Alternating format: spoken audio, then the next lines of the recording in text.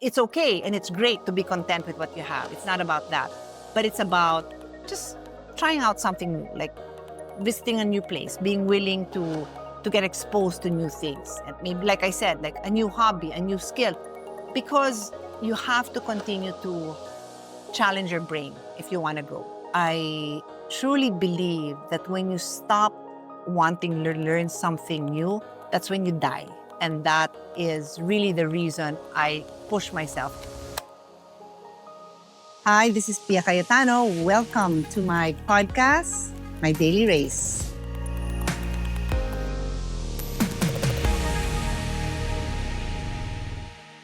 Hi, I'm Pia Cayetano, and today I want to talk about learning a new skill no matter what age you are. So it doesn't matter if you're 18 or 22, 25, 35, 45, 55, 65, 75 for that matter, because we can always learn a new skill. I've come across many people over the years who tell me or I overhear them saying, I'm too old. I'm too old to learn that. And I look at them and I'm like, oh, you're not old. You don't even have gray hair or anything. And sometimes it's really just fear. So today I want to talk about being comfortable failing, being comfortable not being perfect, being comfortable laughing at yourself so that you're willing to try new things. And because I am an athlete, again, many of my examples will revolve around sports, but I'll try to explain it to you in a way that shows you that even though I'm an athlete, I really did try and I continue to try new things that are new to me, things that I'm not good at. And I'm not any better than anyone, except that I really push myself harder because it's my belief that I will only live once and I don't want to regret not trying something. So with that frame of mind, I do tend to be able to push myself to try new things. Think of a child. They're crawling, a baby, they're crawling. That's all they know to start moving. Diba? They move on their tummy, then they start to crawl. Can you imagine when they make that first step? They're so used to have their knees, their feet, and their hand on the ground. And then suddenly they're standing up and walking, and then they'll fall flat on their face. That takes so much courage, don't you think? Like so much courage suddenly be standing. Imagine if you're used to being, your face is what? 8 inches from the ground, and then you stand up, even if you're just, I don't know, 16 inches tall, that's still far from the ground and you will fall and hurt yourself. But that's what a baby does to get from crawling to walking. They just get up and do it. And somehow, as we get older, this fear seeps in and we start becoming hesitant to try new things. I read this study that said when you ask kids in kindergarten about, who wants to do this? Who wants to do that? Everybody raises their hand. But at a certain point, as they get older, few and fewer hands go up. It's because sadly, as we get older, and I'm still even talking about kids, they hear and encounter and experience so many obstacles to trying new things that it becomes embedded in their way of thinking that I can't do that, or I won't be good at that, or somebody will laugh at me. And all of those reasons contribute to not trying new things.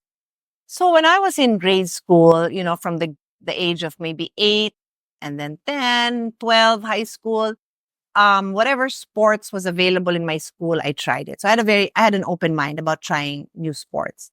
And I ended up playing volleyball all the way up to college and even a little bit past college, because I got really committed to volleyball and I was in the UP volleyball varsity team and then later on in the Philippine team while I was still in college. So that's like a high level of skills for volleyball. It doesn't mean though that I was particularly good at any other skill. When I was done with college, I said to myself, I need to learn a new skill. I had not taken up any racket sport. And so I said, I must learn to play tennis. Why?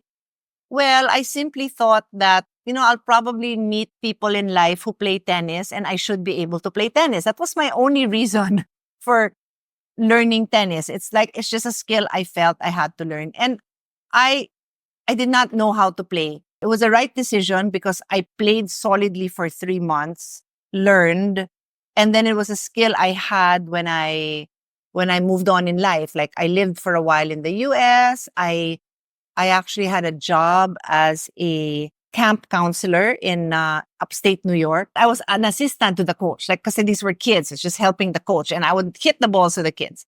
So I learned enough to do that. I dabbled in so many other things as a volleyball player, and even in high school, I was running a lot. And so I decided after college that I also wanted to become a runner. So I ran and ran into my 20s, my 30s. And then when I was in my mid 30s, my brother Lino told me that I should try to get into triathlon. Triathlon is swim, bike, and run. I know how to swim. I can swim a few laps, but triathlon is swimming many, many, many laps. If you see a 25-meter pool and the race you're going to join is a 1,000 meter or a 1 kilometer swim, that is 40 laps in a 25-meter pool. Then that's only one part of the swim. The run, I'm good. Like I said, I'm a runner. There was the biking, and I know how to bike. I've been biking since I was 7 on a two-wheel bike, but I have not tried biking for long distance and all that. So to make a long story short, swimming is the skill I needed to learn. So I learned. I got a coach, and I started from scratch, and it was a very good program. Years later, I ended up doing a full Ironman and swam 3.8 kilometers in the ocean. But the whole triathlon experience, I really embraced in my late 30s, just before I turned 40. So that in itself is something I proudly share because I do believe that you can learn new things at that age. I was in my late 30s. What I was comfortable in was running, but I made myself comfortable on the bike and swimming as well. And one story which bikers can relate to, when you get serious with biking, you use cleats. So you have the pedal, right? And so that you can use you don't waste energy. If you're on a regular bike with regular pedals, you're not connected to the pedal. So with cleats, your shoe is connected to the pedal. So you have to balance yourself. But at least every time you're pedaling, even on the upstroke, you're using your weight, you're using your force. When you go down, you're using it. So it's more efficient. The problem is you're connected to the pedal. So if you lose your balance, you're connected to the pedal and you will, unless you uncleat, you will fall. And I've fallen quite a few times when I was learning. But so that's a little bit of a skill that you need to learn when you're biking. And as a triathlete, we also need to put our bodies in an aerodynamic position. So you're on a bike like this. And again, you need to be comfortable with that. It's also a practice skill because you're on a road. It's usually a public road. And you can only do that if you're comfortable with your balance. So these are skills that I learned over the years as a triathlete. And then I was so in love with triathlon that I never thought that I would even bother to find another sport. I wasn't really looking for another sport. But suddenly I was introduced a few years ago to this sport that is like tennis, but it's a much smaller court. And as soon as I hit the ball, I was hooked. I was like, this is so much fun. And that was about 2 years ago. And I've played on and off. But last year, the last quarter of last year, I opened my own club. It's called Play Paddle. Like with triathlon, I compete when I can. And it's a skill that I've learned and I'm continuing to learn. And I'm in my late 50s. So I truly believe that if you have an open mind, you really can learn new skills. Another skill that I chose to learn in my 30s is a new language. I have come across many studies that explain how being bilingual or multilingual, and many Filipinos are bilingual and multilingual, really opens up our brain and helps us become, I don't know if the word is smarter, no, but it just really allows us to tap into different parts of our brain and use more brain power. As most of you who may have taken up language know, just because you take a class doesn't mean you can speak. And I could never speak. I was taught grammatically, so I couldn't really speak it. But I always felt like I would like to learn. Now, when I became a senator, I became very active in international politics, and I found out that the diplomatic languages are English, French, and Spanish. And I'm like, I can already speak English. I have never taken any lessons in French, but I have taken lessons in Spanish. So therefore, let me take more lessons in Spanish. So I took more lessons in Spanish, and I started watching movies, Netflix, in Spanish. And I could barely understand it. And I kept telling myself that one day I will be watching this show and I will understand this even without English subtitles. And I'm happy to say that I reached it.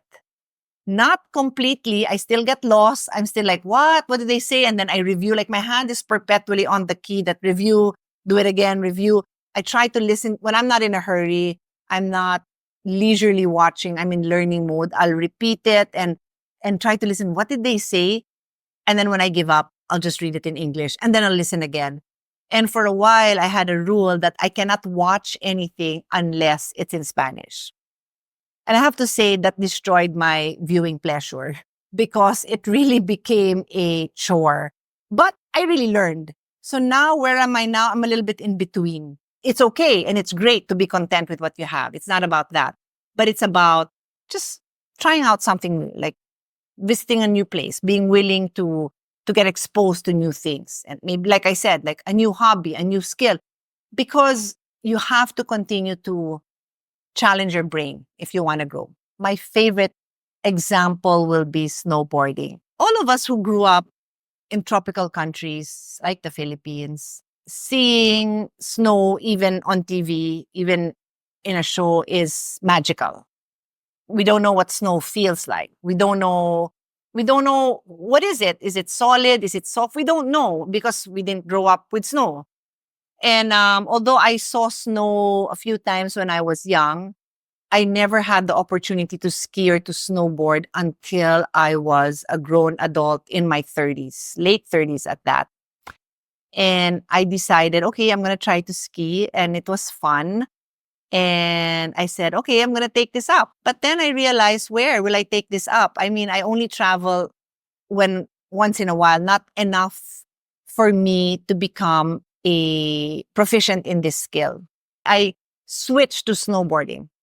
And the reason I switched to snowboarding is I just felt for somebody who cannot do it regularly, who cannot put in the hours because there's no snow, I felt that snowboarding would be something easier for me to learn.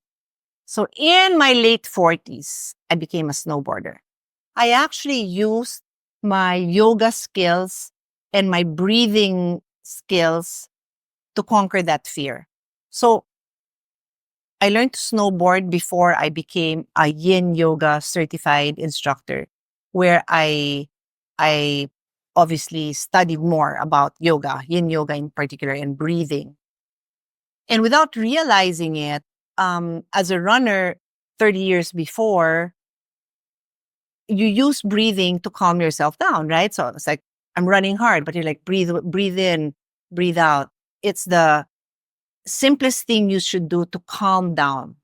And I bring it up now because we're talking about learning something new. When you're trying to learn something new, you get nervous. You get really nervous. And one way you can calm yourself down is to breathe through it. You breathe through it. So I'm in the mountains. Sometimes it's dark. It's snowing. Sometimes you can barely see where you're going. And I breathe through it. I'm talking to myself and breathing through the process. So breath work has really helped me. And in another episode, we can talk all about that because that's really a hack in calming yourself down and in getting yourself back on track with anything. Like even when you're stressed, whether at work or with somebody in particular, it's really a good technique. But it has really helped me. As I speak, I'm visualizing the turns I had to make on a snowboard. I don't know how many degrees going down. Like if you make the wrong turn, you will really tumble going down. And I have tumbled going down.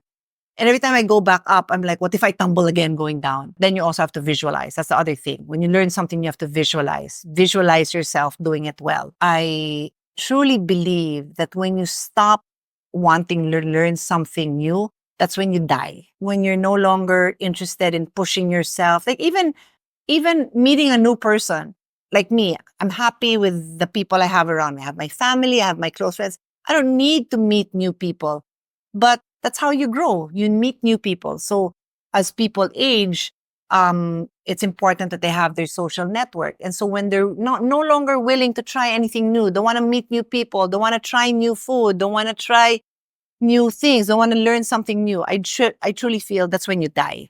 And that is really the reason I push myself. I also remind myself of how much joy I found in life because I learned something new at this age.